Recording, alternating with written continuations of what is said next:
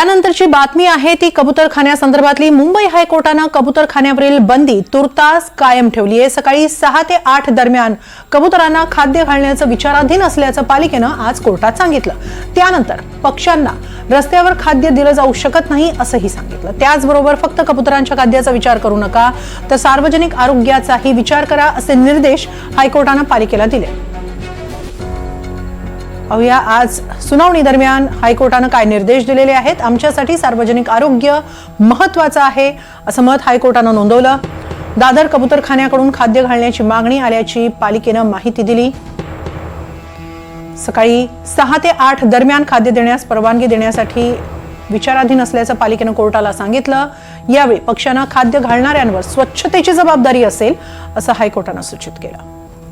नागरिकांकडून हरकती मागून कंट्रोल फीडिंगसाठी परवानगी देण्याचा निर्णय पालिकेनं घ्यावा असं कोर्टाने सांगितलं। 20 तारखेपर्यंत तज्ञांची समिती स्थापन केली जाणार आहे।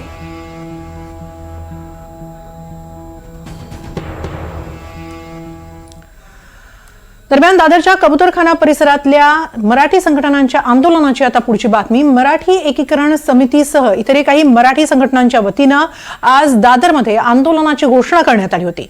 मात्र मराठी संघटनांचे कार्यकर्ते दादरमध्ये पोहोचण्याआधीच पोलिसांनी त्यांची धरपकड सुरू केली। माध्यमांकडे आपली भूमिका स्पष्ट करत असतानाच पोलिसांनी त्यांना ताब्यात घेतलं। त्यामुळे कार्यकर्ते आणखी आक्रमक झाले।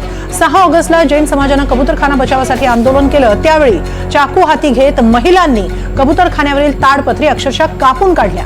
कोर्टाच्या नियमांची पायमल्ली जैन आंदोलकांनी करत कबूतरांसाठी धान्याच्या गोण्याही ओतल्या। मात्र त्यावेळी पोलिसांनी एकाही आंदोलकाला ताब्यात घेतलं नाही।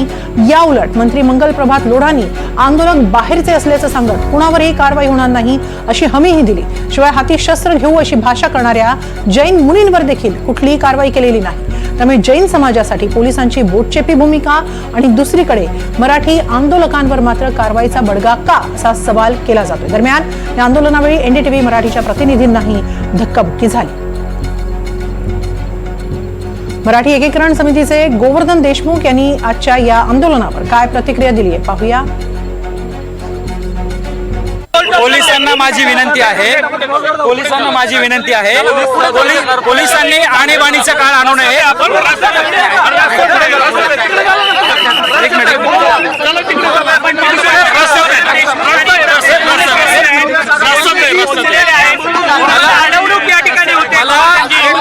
पोलिसांनी आणीबाणी आणू नये, पोलिसांनी सहकार्य करावं।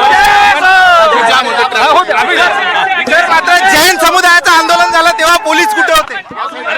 आज हायकोर्टावर या संदर्भात सुनावणी आणि मराठी एकीकरण समितीनं आंदोलन सुरू केलं आहे। जे जैन मुनी आहेत ते म्हणतात जे कोणी विरोध करतात त्यांना मी ओळखत नाही।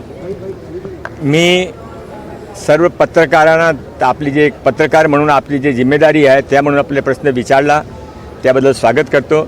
पण माझी भूमिका यामध्ये आहे की मी आज काही बोलणार नाही। धन्यवाद। प्रभादेवी रेल्वे स्टेशन बाहेर प्रशासनाकडून कबूतरांसाठी दाणे टाकू नयेत असे फलक लावण्यात आले। रेल्वे प्रवाशांकडून कबूतरांना दाणे टाकले जात होते। मात्र आता रेल्वे प्रशासनानं असे फलक लावत दाणे टाकण्यास मज्जाव केलाय।